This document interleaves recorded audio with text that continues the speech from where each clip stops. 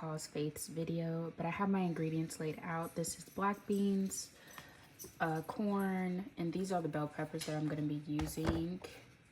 Already gutted them and everything. Green, don't mind my fingers, but anyways, green, orange, and red. And then I just shaved some cheese, shredded cheese, not shaved cheese. Some sweet onion, and then we have the trifecta over here as to the bell pepper. Also, I'm gonna be putting in paste, and that's gonna go with that. I have some rice that I just steamed, and we're gonna be waiting on the other stuff to be ready.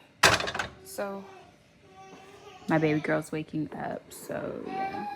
But we're gonna get this on the start. I'm gonna put some butter, and you're gonna see me do the rest. Hi, baby. Wow.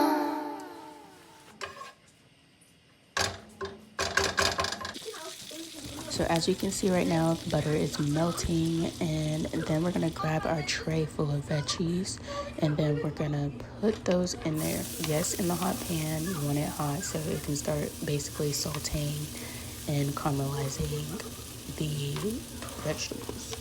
And so whenever we're getting this soft and we're letting that, do its thing, that's when I'm gonna start adding everything else.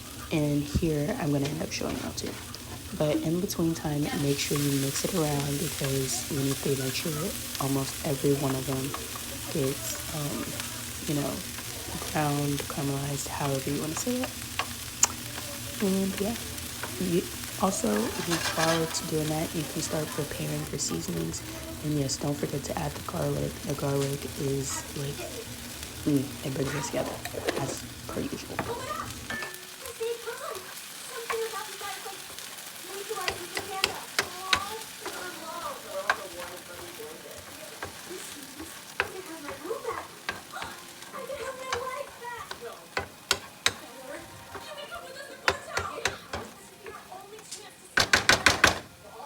Alright, as I mentioned before this time you can start grabbing your seasonings. We're going to put in salt in there, and then you can just do a generous amount. Next, we're going to do garlic powder, because that's, brings it to life too, along with our onion powder, the powerful duo. And then after that, you're going to add your black pepper and just, generous amount, however you feel. Shake, shake, shake, shake, shake. And then once you're done with those, you can stir it around, give it a good mix. And we're gonna let it do its thing after the mix. I was just overly stirring at this point, just to give it some different action. But also, I am cooking on fire with this one, and with fire it does cook a bit faster.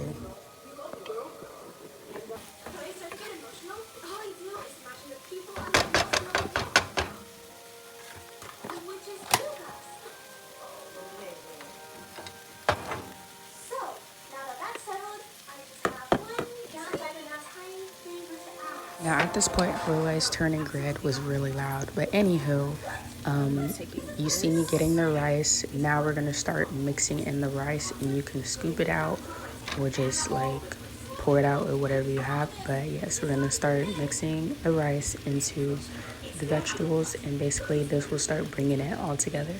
Now here I realized when I look back on it, I put a little too much rice. But you can normally do about a third of rice, depending on how many people you're feeding.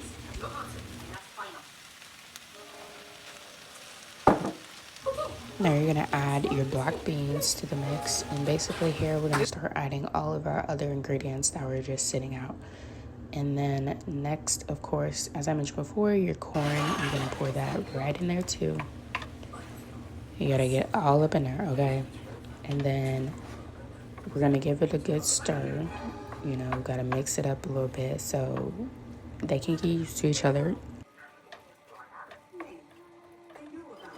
Okay, normally I'd use ground beef, but I realized I did not have ground beef, so I substitute the beans for the ground beef at the time. But normally you can put in chicken, ground beef, shrimp, basically whatever protein you want, but I kind of forgot to get my other protein. Here's a mistake I made. That was too much rice. Or if I would have added more, I should have did at least half of that. to combat what I have. And then, yes, you add your tomato paste. And then I should be adding some water too.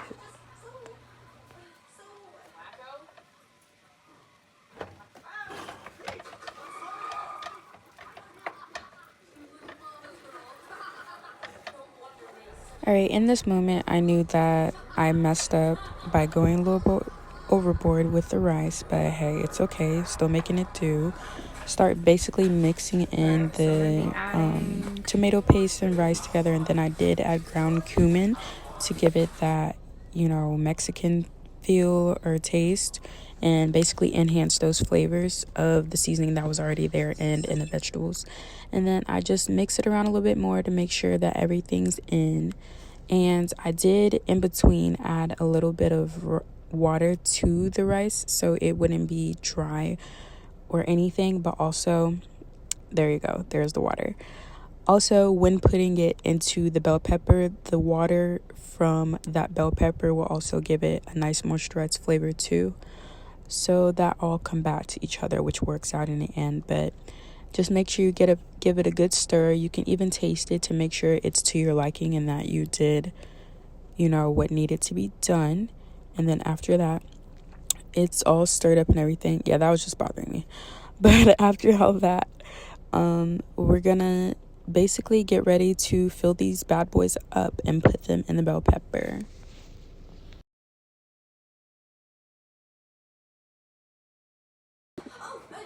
Now that we're done with the filling, we're gonna start getting out our pan or glass contain, whatever you want to call this thing. We're gonna start getting out our glass dish, and then basically get your hollowed out bell peppers and add that to the glass dish. Now you see that the red one would not stand up, so I basically have to wing it with that. But yeah, and make sure you take off the stickers too, because I almost forgot that. But you see the hollowness on the inside, they're gutted out, and yep, we line up. And your oven should be set to 375 or 400, but mainly 375. And then after that, you're gonna end up stuffing those bad boys with the rice. And if you want to do something different or just switch it up, you can add your shredded cheese before you put your filling in, and it will give it a different, texture or whatever. But it depends on my mood, what I want to do. So yeah. Another tip I would give is to make sure that you're actually pressing down and compacting the bell pepper, just to make sure that there's no holes or anything and that it can cook properly. But also all together, you want to maximize the space that you have for your bell pepper.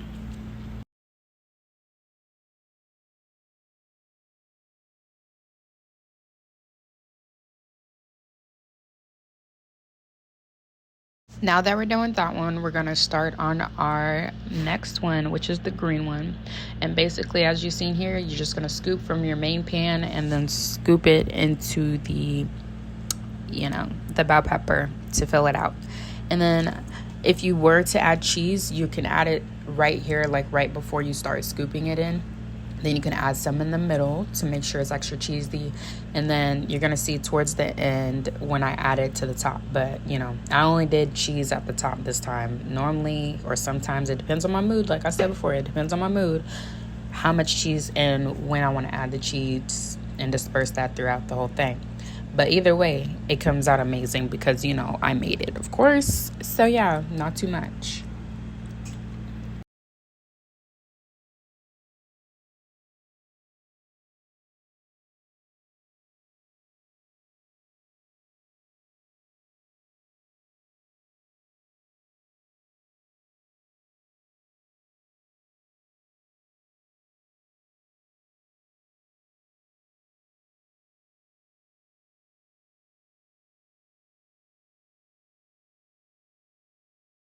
Now that those suckers are packed to the brim and full, you gotta scrape it all off to make sure don't have excess, but look at it.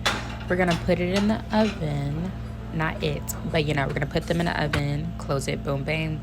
And then after about 30 minutes, you're gonna take them out and start spreading the cheese on there. And you can do either all of them, or you can do just however many you want that to have cheese. But we're going to spread the cheese on there, make sure they don't fall over, and fix them if they do. Then we're going to put them right back in that oven just till they get a crisp. Now, I didn't give her a bell pepper. I just gave her some rice and cheese over it. And here's the finished look of how they are going in the oven. But baby, best believe, this is something I love doing. It's very quick and easy. It's simple. And yeah, everyone would definitely love it. They don't have to eat it with the bell pepper. They can eat it without if they don't want the bell pepper or anything. But yeah, definitely add this to your definitely add this in your rotation of your list. And thanks for cooking with me. Until the next video. Bye.